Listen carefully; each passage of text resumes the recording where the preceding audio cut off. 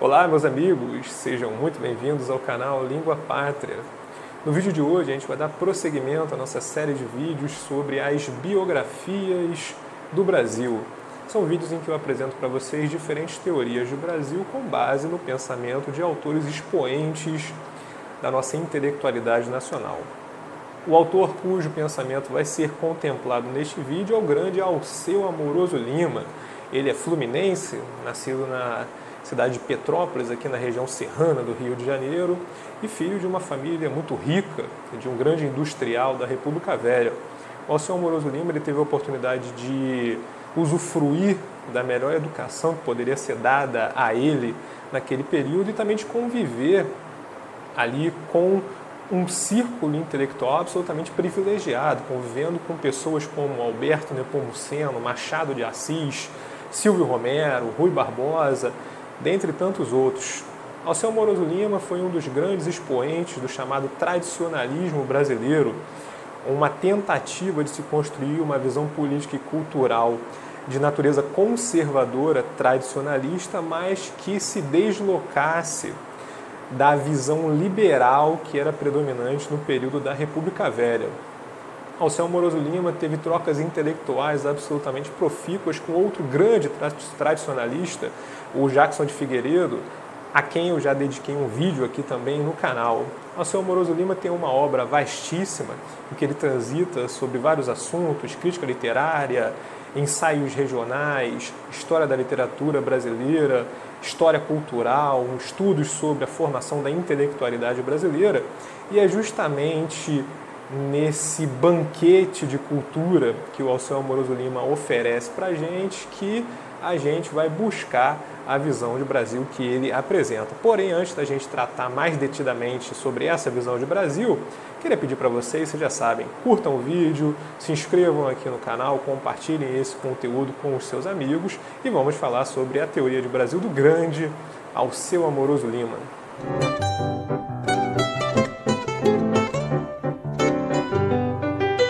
A teoria de Brasil, que é produzida pelo Alceu Amoroso Lima, que também é conhecido pelo pseudônimo de Tristão de Ataíde, ela se sustenta fundamentalmente em 4 pilares, né? A gente vai construir esses 4 pilares para depois a gente ter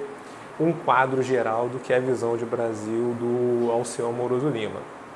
O primeiro desses pilares, que é o mais fundacional, diz respeito à formação, ao berço de formação da civilização brasileira. Para o Alceu Amoroso Lima, a civilização brasileira, o Brasil, a sociedade que se estabeleceu aqui na América Portuguesa, ela teve como 2 grandes aportes civilizacionais fundamentais a coroa portuguesa, que representava a tradição ibérica, a tradição do Mediterrâneo em alguma medida, e também a Igreja Católica, que representava essa tradição do cristianismo milenar e que se fez presente aqui no Brasil fundamentalmente, de maneira proeminente, por intermédio da ação da Companhia de Jesus, dos jesuítas. Contudo, o Alceu Amoroso Lima ele tem uma visão um pouco mais complexa do que simplesmente estabelecer uma filiação do Brasil, dizer que o Brasil ele foi formado por essas 2 grandes tradições. Por quê? Porque também o Brasil teve o aporte de 2 outros troncos civilizacionais nesse primeiro momento ali de caldeamento, de formação da sociedade brasileira, que também precisam ser levados em consideração. Que é, de um lado, um tronco indígena, fundamentalmente, de maneira mais importante, os tupinambás ali do litoral da costa brasileira, e num segundo momento os tapuias, os não tupis, especialmente os cariris no sertão nordestino, e também os contingentes africanos que foram trazidos para o Brasil de maneira violenta, escravizados, e que aqui também deram a sua rica contribuição.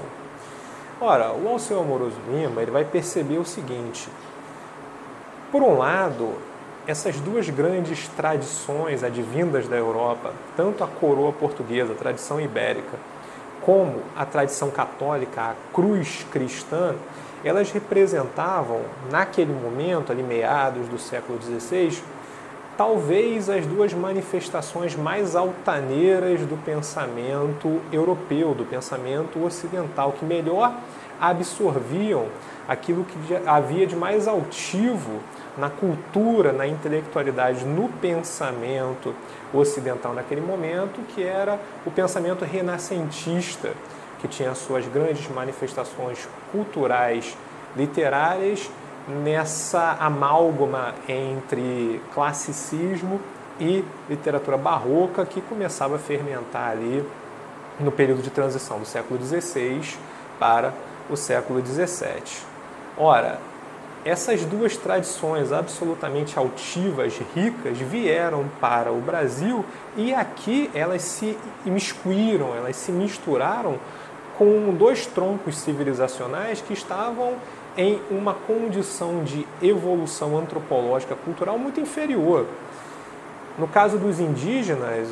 a grande maioria dos antropólogos que estudam as diferentes civilizações indígenas que prosperaram aqui no Brasil com o mínimo de seriedade, eles são unânimes em admitir que, de fato, nós estávamos diante de civilizações ainda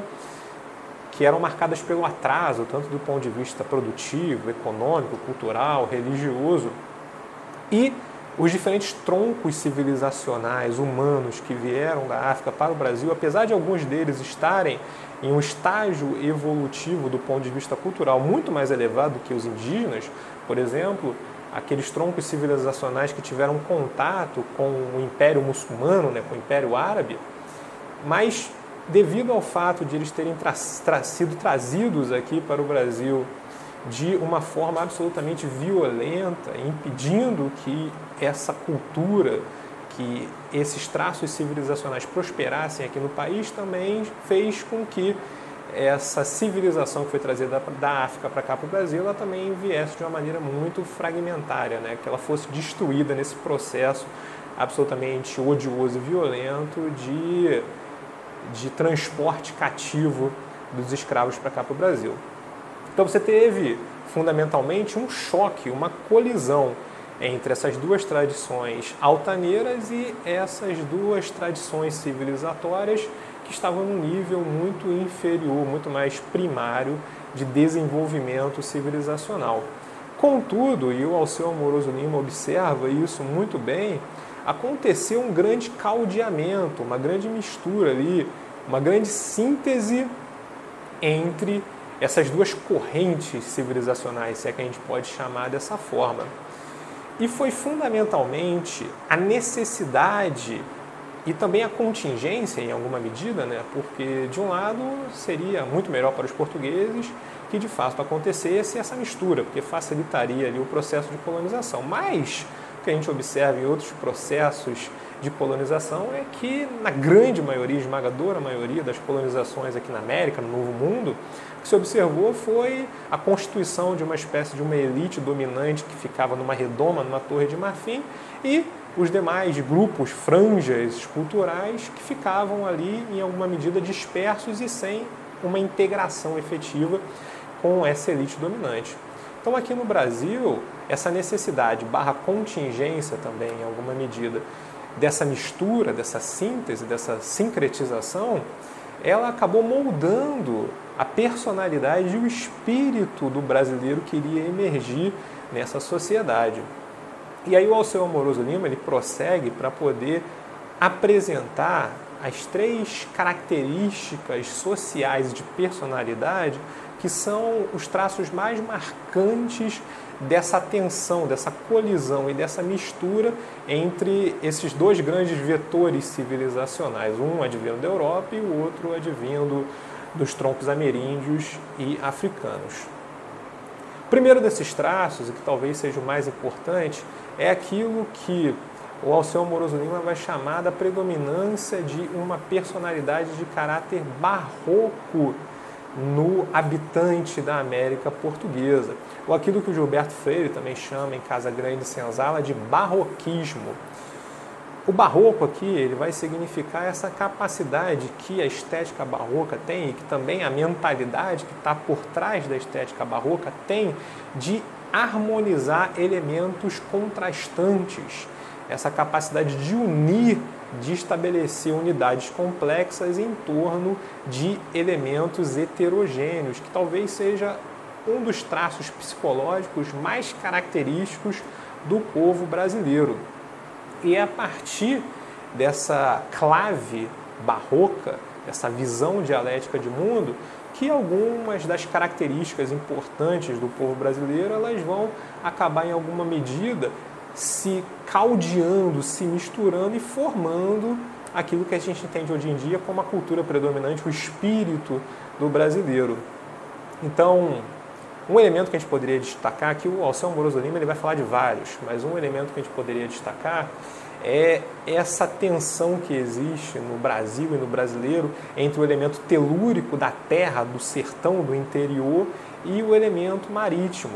E essa tensão, ela em alguma medida, ela veio a formar talvez duas facetas, que são facetas absolutamente centrais e que se complementam na estruturação da nação brasileira.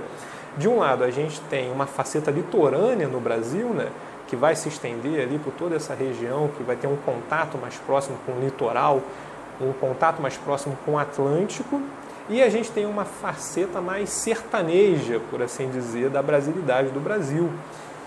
que vai se estender lá desde o sertão nordestino até os Pampas, no Rio Grande do Sul, e também se alastrando para o sertão verde da Amazônia. Então você tem diferentes manifestações dessa tensão,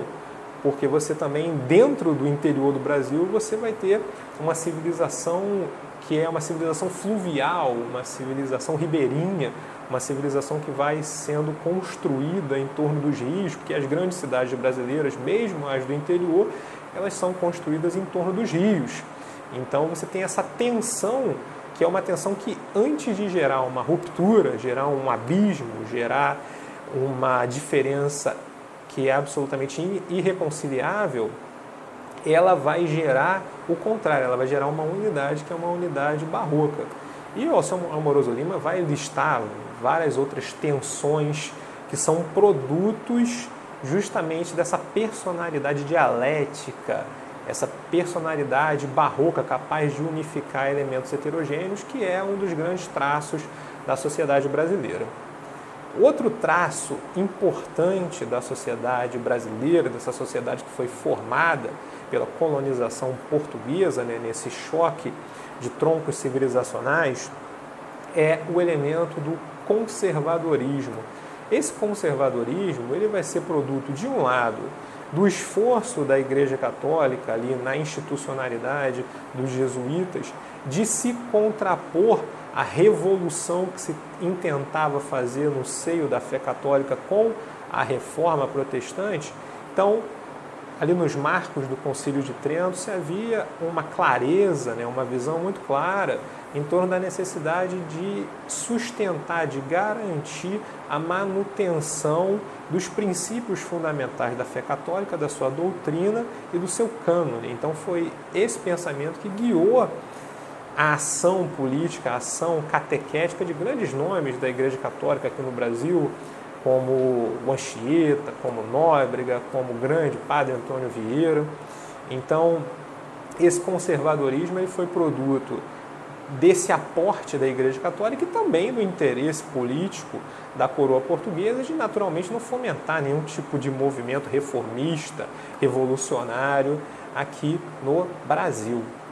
Um terceiro elemento que cabe destacar também, que é um elemento fundador da personalidade brasileira, da personalidade desse homem que surgiu aí nesse grande caldeirão de elementos, é o elemento do patriarcalismo. Então, nesse sentido, o Alceu Amoroso Lima ele compartilha da visão, que é uma visão que foi consagrada pelo Gilberto Freire, de que a sociedade brasileira ela foi uma sociedade formada e sustentada dentro de uma organização política que, nos seus primórdios, era uma organização patriarcal. E o Alceu Amoroso Lima ele vai explicar de que maneira isso se dá. Porque, fundamentalmente, o que aconteceu aqui nesse processo de colonização da América Portuguesa foi que os portugueses eles foram oferecendo terras, né? Esse grande deserto de terra virgem que havia aqui na América Portuguesa, para indivíduos que tivessem o interesse de colonizá-la. Só que não houve nenhum grande projeto de colonização estruturado com uma presença mais marcada do Estado da coroa portuguesa guiando esse processo. Então, houve uma partilha de terras para indivíduos que eram ou portugueses que saíam de Portugal e vinham para cá, ou então filhos de portugueses, mamelucos, produtos desse caldeamento étnico que já se dava aqui no Brasil desde os primórdios da chegada dos portugueses e que tinham a sua lealdade garantida para com a coroa portuguesa e, por conta disso, recebiam a terra. E era em torno desse elemento fundamental, que era a posse da terra, que se organizou todos os mais diversos e complexos ciclos sociais, né? Essa grande estrutura social, ela se organizou em torno desse elemento fundamental, que era o homem que detinha a posse da terra. A partir daí o homem ele formava a sua família e a partir dessa família ele detinha algum tipo de capital e começava a construir ali a sua matriz produtiva, que no litoral brasileiro foi fundamentalmente um engenho, mas que no sertão brasileiro também teve outras apresentações, como a fazenda de gado. E esse homem ele era detentor de todo o capital que estava disponível ali naquela região, né? Tinha os meios de produção, tinha o gado, tinha a estrutura, tinha a casa grande, tinha os engenhos, tinha a posse da terra e em torno desse eixo central começavam a se constituir todos os elementos que orbitavam o senhor de engenho, o grande patriarca. Então ele formava a sua família, ele tinha os seus escravos, ele tinha ali os agregados da casa grande, ele tinha os comerciantes, negociantes, tinha alguns funcionários que iam prestar algum tipo de serviço. Então era uma estrutura social, era uma constelação social que orbitava em torno desse elemento central, que era o elemento do patriarca. Vamos passar agora para o segundo pilar da teoria de Brasil, que é apresentada pelo Alceu Amoroso Lima. Esse segundo pilar diz respeito a 3 eixos que atravessaram a formação, a constituição histórica da sociedade brasileira, que estão sustentados, digamos, nesse solo fundamental, que é esse grande caldeamento civilizatório que houve entre a Igreja Católica / Coroa Portuguesa e o tronco civilizacional indígena / africano. Esses 3 eixos que atravessam a sociedade brasileira são também chamados os 3 R's do Alceu Amoroso Lima. Eles são o Renascimento, a Reforma e a Revolução. E aqui, antes de eu explicar exatamente o que significa cada um desses termos, né, e como que eles foram importantes para a constituição da sociedade brasileira, é importante destacar novamente que quando o Alceu Amoroso Lima ele fala da importância desses 3 elementos, ele está dizendo que esses elementos influenciaram a constituição da sociedade, da civilização, da cultura brasileira, não apenas de uma maneira linear, afirmativa. Então, a sociedade brasileira não é apenas o fruto da ação, da inspiração do Renascimento, da Reforma e do pensamento revolucionário. Mas ela é também, em muitos aspectos, em muitos momentos, uma negação, um esforço de negação desses 3 elementos e, acima de tudo, uma grande tensão entre a afirmação e a negação do Renascimento, da Reforma e do pensamento revolucionário, da Revolução. Vamos falar especificamente, então, do papel de cada um desses 3 grandes eixos. Começando pelo Renascimento, né, pela Renascença. O Renascimento ele foi um movimento extremamente importante, que não dá tempo da gente explicar exatamente qual foi a influência do Renascimento no continente europeu e como que isso se espraiou para o Novo Mundo, senão a gente precisaria de um outro vídeo aqui, um grande parênteses.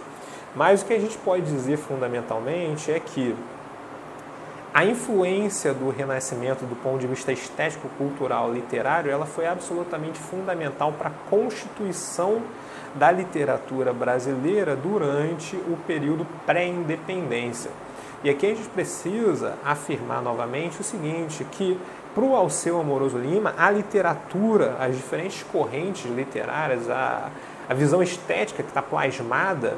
numa obra literária, ela é uma manifestação, uma anunciação do pensamento coletivo de uma determinada sociedade, ou pelo menos de certas franjas, certos grupos que constituem essa sociedade, e também é uma manifestação do espírito daquele povo. Então, quando o Alceu Amoroso Lima está falando da literatura brasileira, da formação da literatura brasileira, ele está falando também da formação do espírito do povo brasileiro. Pois bem, então, os 4 grandes elementos que vão constituir a literatura brasileira no período pré-independência vão ser 4 elementos que vão descender de maneira direta dessa mistura que existe entre o classicismo e o barroco na formação da grande literatura humanista, né? Dessa reverberação do humanismo na estética literária. Esses 4 elementos são a poesia camoniana, o gongorismo, e esses 2 elementos vão ter como grande autor que os representa no Brasil colonial o grande Gregório de Matos, que tem uma obra poética muito extensa, utilizando sonetos camonianos, e que também foi ele transcreveu obras do Luiz de Gôngora, né? Era um grande gongorista. Então você tem a poesia camoniana, você tem o gongorismo, além disso você tem o movimento academicista e o arcadismo, e esses 2 prosperaram já no século XVIII, especialmente em Minas Gerais, que era a região do Brasil mais culturalmente avantajada por conta do ciclo do ouro mineiro. O segundo eixo, que é um eixo importante, que precisa ser sublinhado, é o eixo da reforma. E aqui o Alceu Amoroso Lima ele vai ser muito categórico em dizer o seguinte, que, em primeiro lugar, a reforma ela representaria uma heresia contra a fé que é patrocinada pela emasculação, pela radicalização do individualismo. E que o Brasil ele surgiu pelo signo da ação catequética e política dos jesuítas como um grande esforço de contra-reforma. Então, o Brasil ele surgiu como uma grande negação da reforma protestante. E que esse pensamento negador da reforma protestante, ele teve presente, ele foi a grande força intelectual na colônia aqui na América Portuguesa, que se fez presente nos 3 ciclos mais importantes de reprodução da cultura e da intelectualidade no Brasil colonial, que eram a cátedra, né, o altar, a tribuna política e os palcos com os autos, com as peças, com a dramaturgia colonial aqui na América Portuguesa. Contudo, o Alceu Amoroso Lima ele vai destacar o seguinte, né? Percebam, é sempre um jogo dialético, um jogo barroco aqui de antíteses que vão formando unidades, esse quebra-cabeças que vai formar depois o retrato do que é o Brasil. O Alceu Amoroso Lima vai dizer o seguinte, que enquanto as massas, as multidões, a parte grossa do povo brasileiro, a maioria da nossa população, era influenciada por esse espírito contra-reformista, parte importante da nossa intelectualidade foi aos poucos sendo influenciada, sendo seduzida por um pensamento iluminista que, em alguma medida, também era um pensamento influenciado pela reforma protestante. Então, nesse sentido, começou a se estabelecer aqui uma rachadura entre a liderança intelectual, as elites pensantes do país e o espírito do povo como um todo, né? O conjunto de elementos culturais, estéticos, religiosos, intelectuais que coordenavam a ação coletiva do povo brasileiro. Agora vamos falar sobre esse terceiro eixo, que é um eixo também absolutamente importante, que é o eixo da revolução, do pensamento revolucionário. Ora, o Alceu Amoroso Lima ele vai caracterizar a revolução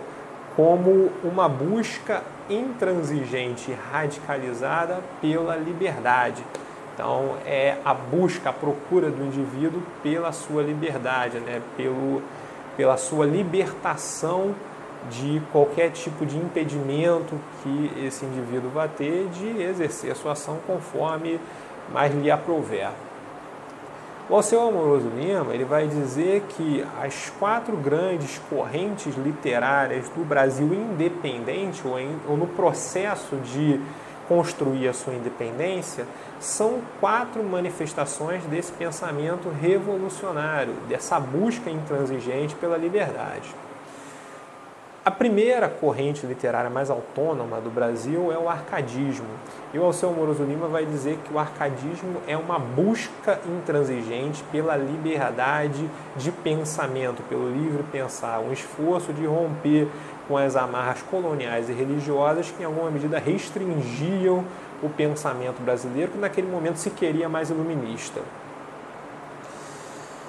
A segunda busca pela liberdade, que vai influenciar, num segundo momento, uma corrente literária brasileira, se dá no romantismo, talvez a primeira grande corrente literária do Brasil independente. Essa liberdade, nesse segundo momento, não vai ser mais apenas uma liberdade de pensamento, mas vai ser também uma liberdade de sentimento, que vai se manifestar tanto no sentimento individual, com o mal do século, com o ultrarromantismo, tem como seu grande expoente aqui no Brasil, talvez o Álvares de Azevedo, mas também uma liberdade de sentimento coletivo,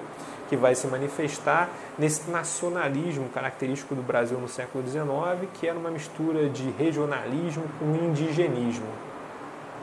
A terceira corrente a emergir no panorama literário brasileiro, que vai ter a liberdade ali com uma estrela de Belém, vai ser o naturalismo. Nesse momento, a liberdade não vai ser mais uma liberdade de sentimento nem de pensamento, mas vai ser uma liberdade científica de observação, uma busca por uma observação o mais liberta possível dos impedimentos e das restrições que são estabelecidas pela subjetividade, uma espécie de uma liberdade científica, por assim dizer. E a quarta busca pela liberdade, a quarta epopeia literária de procura pela liberdade vai se dar no modernismo, em que a liberdade não vai ser mais uma liberdade de pensamento, nem de sentimento, nem de observação, mas vai ser uma liberdade de forma. Então essa liberdade não vai estar mais apenas no plano do conteúdo, daquilo que é trazido, que é expresso na literatura, mas também vai estar sendo plasmada na própria forma literária, em que você começa a ter aquela poesia de verso livre, em que as métricas são desafiadas, determinadas formas de romance que rompem com certos cânones literários e por aí vai. Que, novamente, fazendo aqui esse quadro barroco dialético, enquanto a elite bien-pensant, a elite intelectual do Brasil era seduzida, especialmente a partir do século XVIII, por essa busca intransigente, revolucionária pela liberdade, o povo, de modo geral, ainda era bastante fiel, predominantemente fiel à tradição católica e ao modelo social que era propugnado tanto pela igreja quanto pela coroa portuguesa, que era assentado na ordem. Então você vai ter, por exemplo, no período do Império, a convivência de um lado com um conjunto de visões, de ideologias, de pensamentos políticos extremamente liberais, mas com uma forma de organização social que ainda era muito assentada na estrutura patriarcal, conservadora do latifúndio, e isso, em alguma medida, era algo extremamente natural para a população que estava submetida a essa situação. Então você tem ali uma grande paralaxe, porque você tem uma intelectualidade, uma classe pensante no país que olha para tudo isso com grande horror, mas o grosso da população vive essa experiência do latifúndio, dessa vida mais assentada na ordem, dessa vida mais patriarcal, como algo absolutamente natural. Pois então, o terceiro pilar da teoria de Brasil do Alceu Moroso Lima, ele vai ser um desdobramento desse segundo pilar,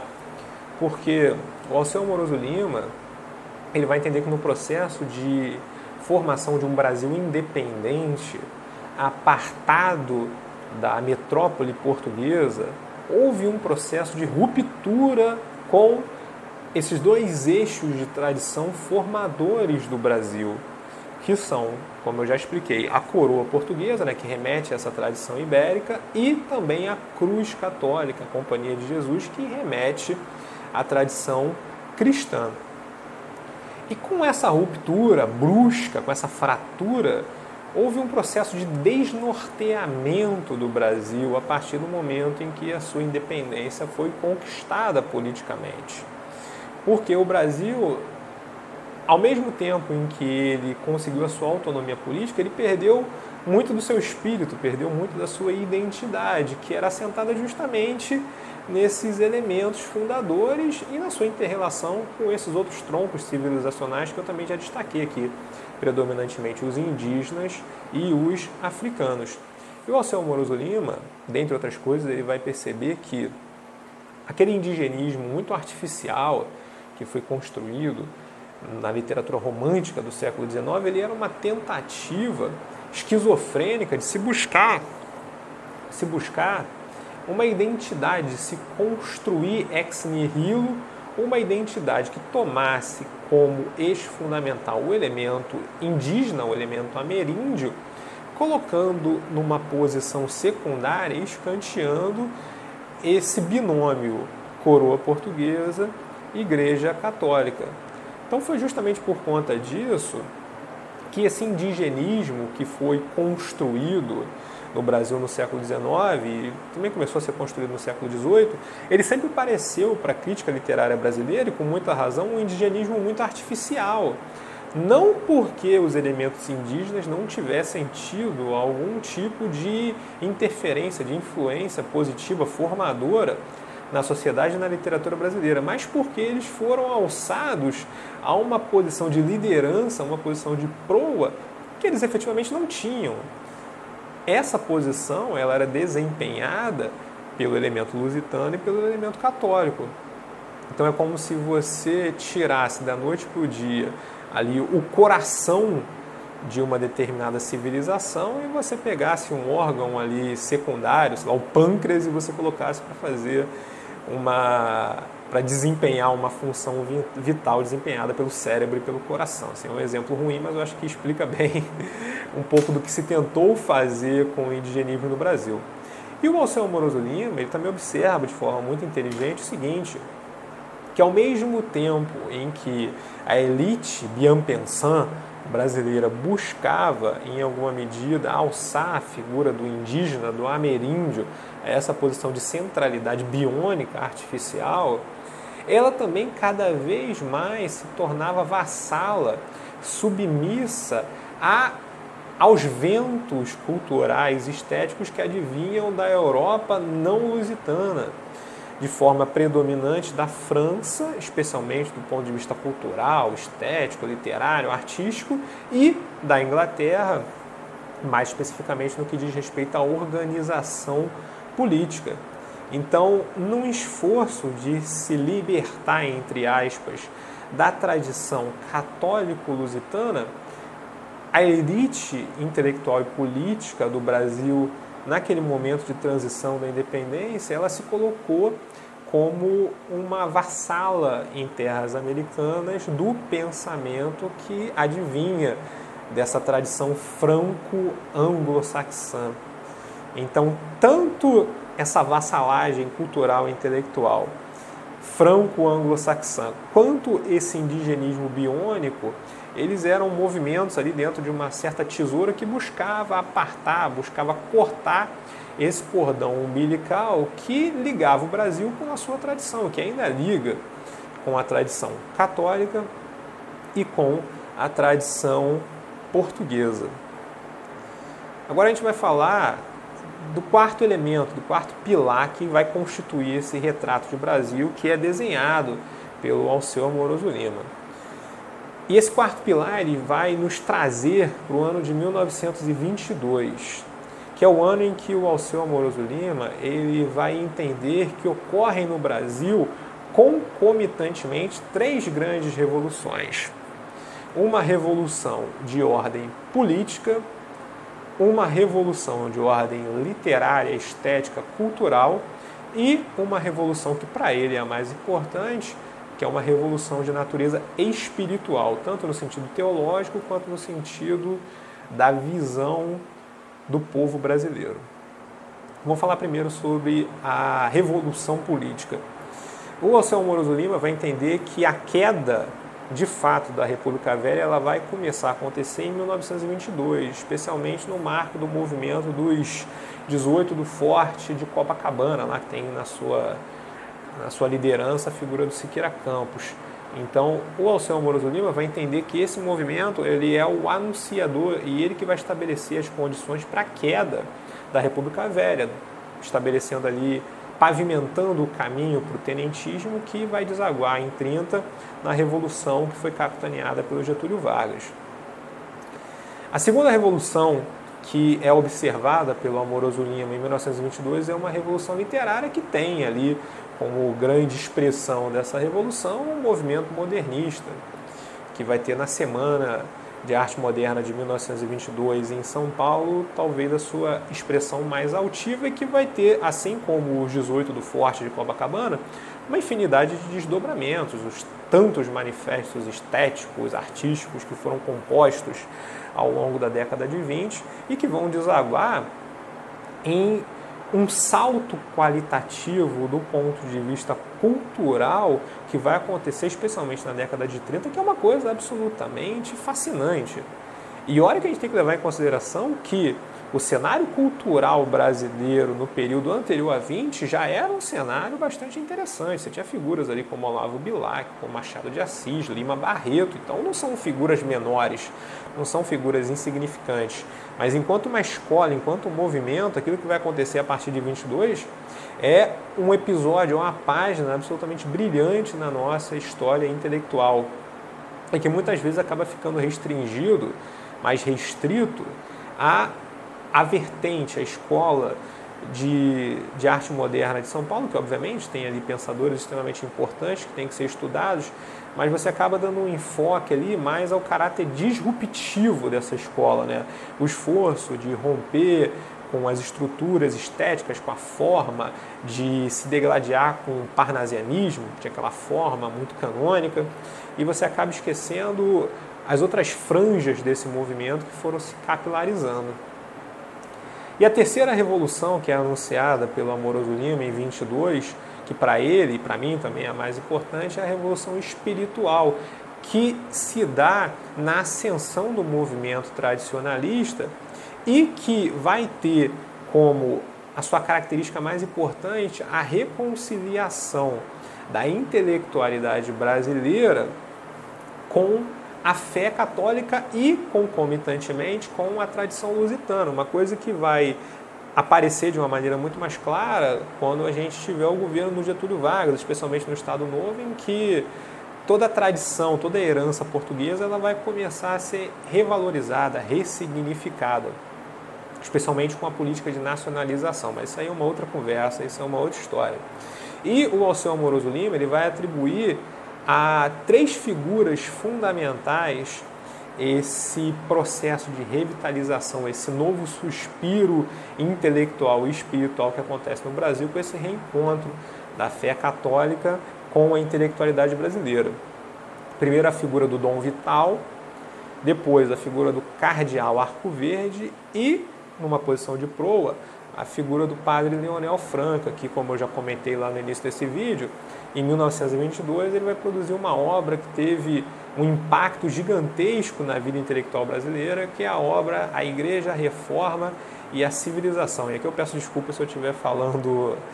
o título de forma errada, mas eu estou tentando falar aqui de cabeça. E todo o conjunto de reformas políticas, econômicas, sociais que vão acontecer de uma maneira mais clara a partir da Revolução de 30, elas seriam, na visão do Alceu Amoroso Lima, um produto dessa revolução anterior que aconteceu em 1922. Por exemplo, o esforço que é capitaneado pelo Getúlio Vargas de construir uma sociedade em que as multidões brasileiras, em que o grosso da população brasileira também tem uma participação de maneira altiva, de maneira digna, que está presente na política econômica do Getúlio Vargas, está presente na política social, na CLT, seria um desdobramento dessa mudança de eixo do espírito, especialmente das elites intelectuais do país, que deixaram de colocar os seus olhos de maneira exclusiva nas influências que vinham especialmente da França e da Inglaterra, influências alienígenas ao Brasil, e começaram a olhar novamente para o seu país. Então, a partir do momento que você olha para o seu país, que você olha para o lastro da sua tradição assentada na herança portuguesa e na cruz católica, você começa naturalmente a elaborar, a construir modelos sociais de civilização que incorporam novamente esses elementos. Você começa novamente a construir uma sociedade que tem uma identidade, que tem uma alma, que tem um espírito claro, que talvez tenha sido a característica mais importante do governo do Getúlio Vargas, além naturalmente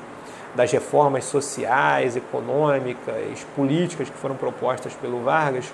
Talvez esse reencontro do Brasil com o seu espírito, esse reencontro com a sua identidade tenha sido um grande marco do governo de Getúlio Vargas e que, na visão do Alceu Amoroso Lima, é produto das revoluções de 1922. Que eu encerro a minha apresentação sobre a teoria de Brasil do Alceu Amoroso Lima. Algumas pessoas aqui nos comentários dos vídeos anteriores me pediram para, quando eu terminasse de apresentar a teoria dos autores, que eu falasse um pouco dos livros que eu usei, né, uma parte mais bibliográfica, os livros que eu utilizei para poder preparar essa aula, preparar essa exposição. Eu tenho alguns aqui, eu separei. Um deles, que é muito importante, esse aqui, ó, Introdução à Literatura Brasileira. Não sei se está dando para ver, eu peço desculpas aí se a câmera perdeu o foco, porque essa câmera aqui ela é meio graceira. Então, Introdução à Literatura Brasileira, em que ele vai falar muito sobre essa questão da influência da tradição lusitana, do Renascimento, e essa outra grande obra aqui do Alceu Amoroso Lima, que é a Evolução Intelectual do Brasil. Não sei se dá para ver aqui, porque a letra aqui é uma letra meio esquisita, né? Então, fundamentalmente, foram esses dois livros aqui do Alceu Amoroso Lima que eu utilizei para poder preparar a aula. Tem alguns outros ensaios dele também que eu recomendo a leitura. Tem um ensaio dele muito interessante chamado Os Direitos do Homem e o Homem Sem Direitos. Tem outro ensaio regionalista também chamado Voz de Minas. São obras que compõem essa grande contribuição cultural, intelectual, literária que o mestre Alceu Amoroso Lima, Tristão de Ataíde, deu ao nosso país. Agradeço a vocês que me acompanharam aqui até o final desse vídeo, interessados em aprender sobre a nossa intelectualidade, sobre a visão de Brasil que foi produzida por brasileiros. Acima de tudo, viva o nosso lindo, maravilhoso, fabuloso Brasil!